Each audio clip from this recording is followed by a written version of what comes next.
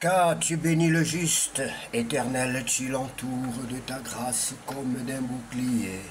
Car tu bénis le juste, Éternel, tu l'entoures de ta grâce comme d'un bouclier. Car tu bénis le juste, Éternel, tu l'entoures de ta grâce comme d'un bouclier.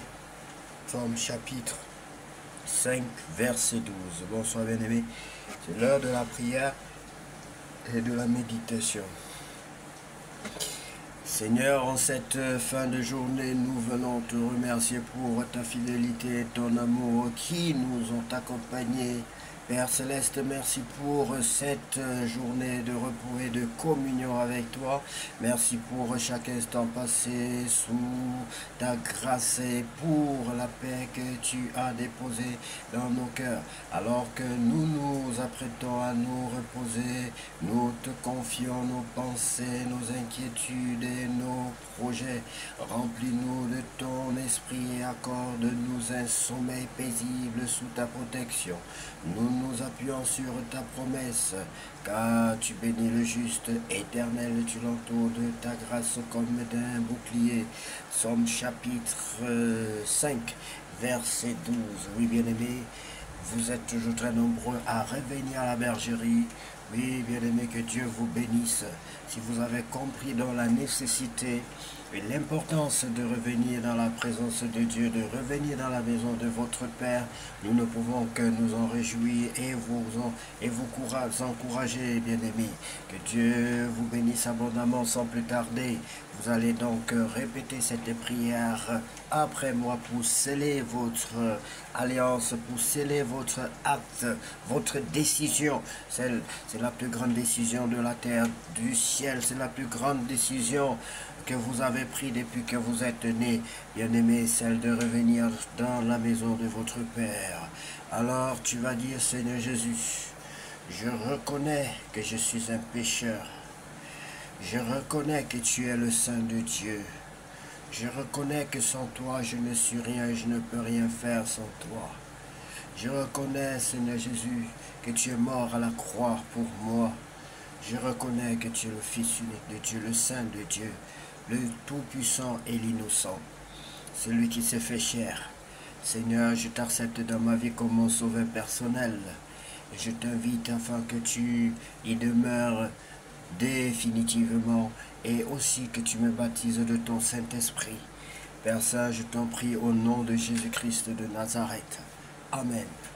Bien-aimé, maintenant que tu acceptes le Seigneur Jésus-Christ, je te prie d'avoir une Bible, de la lire régulièrement, aussi de t'approcher de la maison de Dieu, des enfants de Dieu, de la communauté chrétienne et surtout de t'attacher à ton Dieu jusqu'à la fin de tes jours. Au nom de Jésus-Christ. Amen.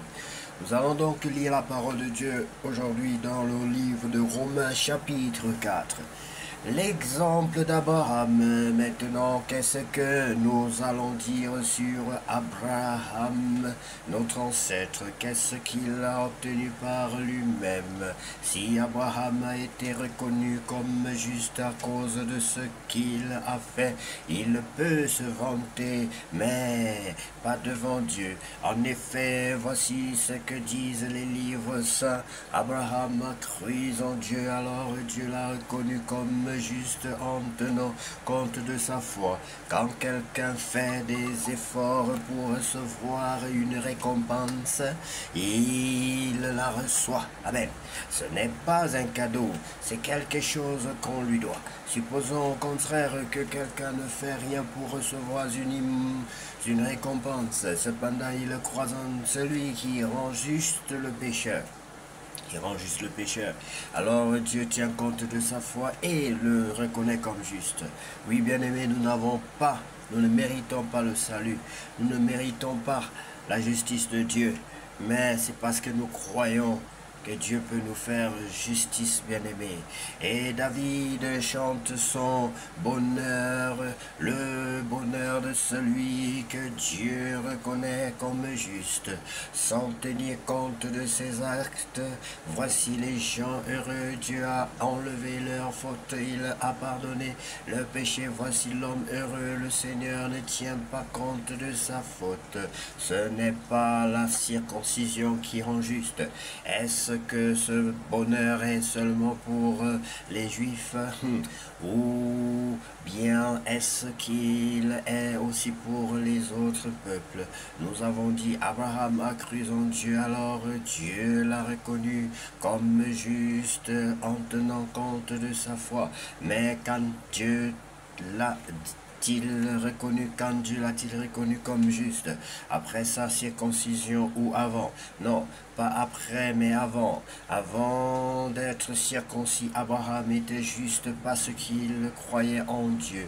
Ensuite seulement, il a reçu la marque de la circoncision. Celle-ci montrait que Dieu le reconnaissait comme juste à cause de sa foi. De cette façon, Abraham est devenu le père de tous ceux qui croient en Dieu, même s'ils ne sont pas circoncis. Ceux-là, Dieu les reconnaît comme justes. Abraham est devenu aussi le père des circoncis. Je veux parler de ceux qui ne sont pas seulement circoncis dans leur corps, mais qui suivent en même temps l'exemple de notre père Abraham. Lui, il a cru en Dieu avant d'être circoncis. La promesse de Dieu est pour tous ceux qui croient. Dieu a promis à Abraham et à ceux qui allaient naître de lui qu'il recevrait la terre, mais cette promesse, Dieu ne l'a pas faite parce qu'Abraham a obéi à la loi. Il l'a faite parce qu'il a reconnu Abraham comme juste à cause de sa foi. Si les biens promis étaient seulement pour ceux qui obéissent à la loi, la foi ne servirait à rien et la promesse de Dieu n'aurait plus de valeur. En effet, la loi produit la colère de Dieu, mais quand il n'y a pas de loi, on ne peut pas désobéir à la loi.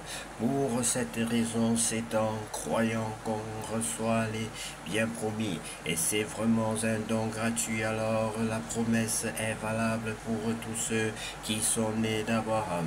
Elle est valable non seulement pour ceux qui sont soumis à la loi, mais également pour ceux qui croient comme Abraham, notre Père à tous. Oui, les livres saints le disent, j'ai fait de toi le Père de beaucoup de peuples. Abraham est notre Père devant Dieu en qui il a cru. C'est le Dieu qui donne la vie aux morts et qui appelle à exister ce qui n'existe pas.